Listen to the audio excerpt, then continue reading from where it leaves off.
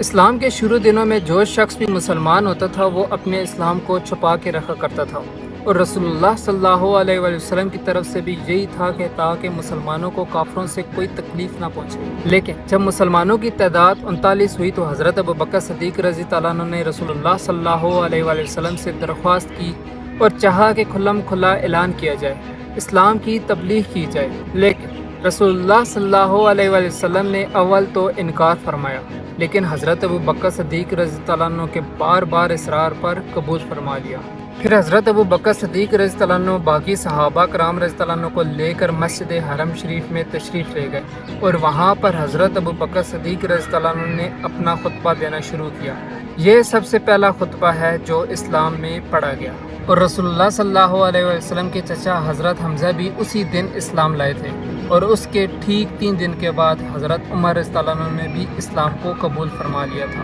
ابھی خطبے کا شروع ہونا ہی تھا کہ کفار و مشرکین مسلمانوں پر ٹوٹ پڑے، اور حضرت ابوبکر صدیق رضی اللہ عنہ کی مکہ مکرمہ میں کافی شہرت تھی، لیکن اس کے باوجود کافروں نے آپ کو اتنا مارا کہ آپ کا چہرہ مبارک خون سے بھر گیا، ناک کان سب لہو لہان ہو چکے تھے، پہچانے ہی نہ جاتے تھے، جوتوں سے مارا، پاؤں میں روندا، جو نہ کرنا تھا وہ سب کچھ کیا۔ اس کے بعد حضرت ابوبکر صدیق رضی اللہ عنہ بے ہوش ہو گئے۔ بنو تمیم یعنی حضرت ابوبکر صدیق رضی اللہ عنہ کے قبیلے کو جب خبر ہوئی تو انہوں نے حضرت ابوبکر صدیق رضی اللہ عنہ کو وہاں سے اٹھا کر لے آئے، اور سب کا یہ ماننا تھا کہ اس وحشیانہ حملے کے بعد حضرت ابوبکر صدیق رضی اللہ عنہ کا زندہ بچ جانا اب ممکن نہیں ہے۔ بنو تمیم کے لوگ مسجد میں آئے اور اعلان کیا اور کہا کہ اگر اس حادثے کے دوران حضرت ابوبکر صدیق رضی اللہ عنہ کی وفات ہو گئی تو ہم لوگ ان کا بدلہ لینے کے لیے عقبہ بن ربیعہ کو قتل کر دیں گے، کیونکہ عتبہ وہ شخص تھا جس نے حضرت ابوبکر صدیق رضی اللہ عنہ کو مارنے میں بڑی بدبختی کا اظہار کیا تھا۔ شام تک حضرت ابوبکر صدیق رضی اللہ عنہ کو بے ہوشی رہی، باوجود آوازیں دینے کے بات کرنے یا بولنے کی نوبت تک نہ آتی تھی۔ جب آوازوں کی تعداد بہت زیادہ ہوئی تو اس کے بعد حضرت ابوبکر صدیق رضی اللہ عنہ بے ہوشی سے اٹھ گئے اور بولنے لگے، تو اپنے منہ سے سب سے پہلے یہ الفاظ نکالے کہ رسول اللہ صلی اللہ علیہ وسلم کا کیا حال ہے، اور اس پر لوگوں کی طرف سے بہت بڑی ملامت ہوئی کہ انہی کی وجہ سے یہ مصیبت آئی، اور دن بھر موت کے منہ میں رہنے پر جب بات کی تو وہ بھی رسول اللہ صلی اللہ علیہ وسلم کا ہی جذبہ اور انہی کے لیے۔ پھر اس کے بعد لوگ آپ رضی اللہ عنہ کے پاس سے اٹھ کر چلے گئے۔ بددلی بھی تھی اور یہ بھی تسلی ہو گئی تھی کہ اب آپ رضی اللہ عنہ کی جان میں جان آ چکی ہے اور اب وہ بات کر سکتے ہیں، اور آپ رضی اللہ عنہ کی والدہ ام خیر سے کہہ کے چلے گئے کہ ان کے لیے کچھ کھانے پینے کا انتظام کریں۔ والدہ کچھ تیار کر لائیں اور کھانے پر اصرار کیا، لیکن حضرت ابوبکر صدیق رضی اللہ عنہ کی صرف وہی ایک صدا تھی کہ میرے رسول اللہ صلی اللہ علیہ وآلہ وسلم کا کیا حال ہے،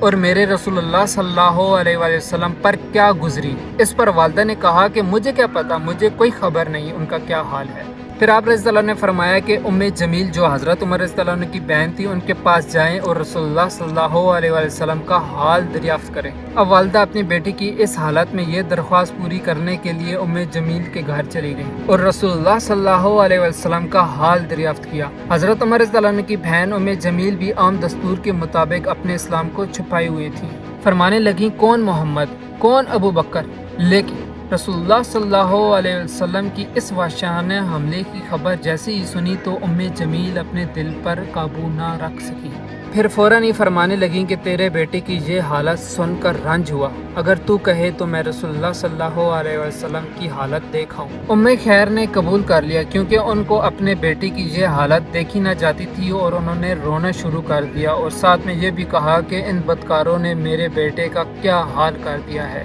اللہ ان کو ان کی کیے کی سزا دے گا۔ پھر جب حضرت ام جمیل حضرت ابوبکر صدیق رضی اللہ عنہ کے گھر آئیں تو حضرت ابوبکر صدیق رضی اللہ عنہ نے ان سے پوچھا کہ رسول اللہ صلی اللہ علیہ وآلہ وسلم کا کیا حال ہے۔ اس پر ام جمیل نے حضرت ابوبکر صدیق رضی اللہ عنہ کی والدہ کی طرف اشارہ کر فرمایا کہ وہ سن رہی ہیں۔ پھر آپ رضی اللہ عنہ نے کہا کہ ان کی طرف سے خوف نہ کرو۔ پھر ام جمیل نے آپ کو رسول اللہ صلی اللہ علیہ وآلہ وسلم کی خیریت سنائی اور کہا کہ وہ بالکل صحیح سلامت ہیں۔ پھر آپ رضی اللہ عنہ نے پوچھا کہ اس وقت وہ کہاں ہیں، تو ام جمیل فرمانے لگیں کہ ارقم کے گھر تشریف رکھتے ہیں۔ آپ رضی اللہ عنہ نے فرمایا کہ مجھ کو خداوند کی قسم اس وقت تک نہ کچھ کھاؤں گا نہ کچھ پیوں گا جب تک رسول اللہ صلی اللہ علیہ وسلم کی زیارت نہ کر لوں۔ ان کی والدہ کو تو بیقراری تھی کہ وہ کچھ کھا لیں، لیکن انہوں نے قسم بھی کھا لی کہ جب تک رسول اللہ صلی اللہ علیہ وسلم کی زیارت نہ کر لوں تو کچھ نہیں کھاؤں گا۔ اس لیے والدہ نے انتظار کیا کہ لوگوں کی آمد و رفت بند ہو جائے، اور جب رات کا بہت سا حصہ گزر گیا تو والدہ حضرت ابوبکر صدیق رضی اللہ عنہ کو لے کر حضور پاک صلی اللہ